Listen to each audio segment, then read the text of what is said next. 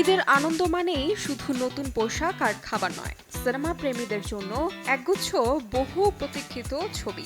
ঢালিউড থেকে বলিউড, সব পর্দায় যেন উৎসবের রং আরও গাঢ় করে তোলে।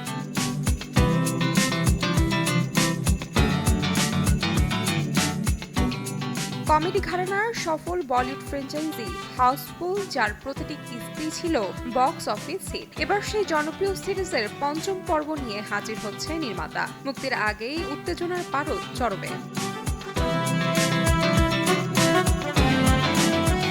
তবে এবার শুধু তারকাবহুলি নয়, হাউসফুল 5 বলিউড ইতিহাসে আনছে এক অভিনব চমক। এক সিনেমা, কিন্তু দুই আলাদা ক্লাইম্যাক্স, অর্থাৎ দর্শকরা দেখবেন আলাদা দুটি উপসংহার। এই ভিন্নধর্মী উদ্যোগে কৌতূহল এখন তুঙ্গে।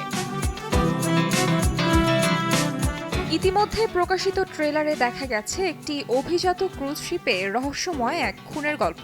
হাস্যরসে মোড়ানো এই থ্রিলারে আছেন অক্ষয় কুমার, রিতেশ দেশমুখ ও অভিষেক বচ্চন, যারা মিলে তৈরি করেছে এক নয়া কমেডি থ্রিলার ফিকশন।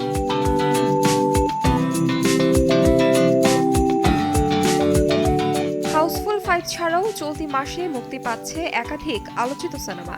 আমির খানের সিতারা জামিন পার, কমল হাসানের থাগ লাইফ এবং মিস্ট্রি ড্রামা ঘরানার মা।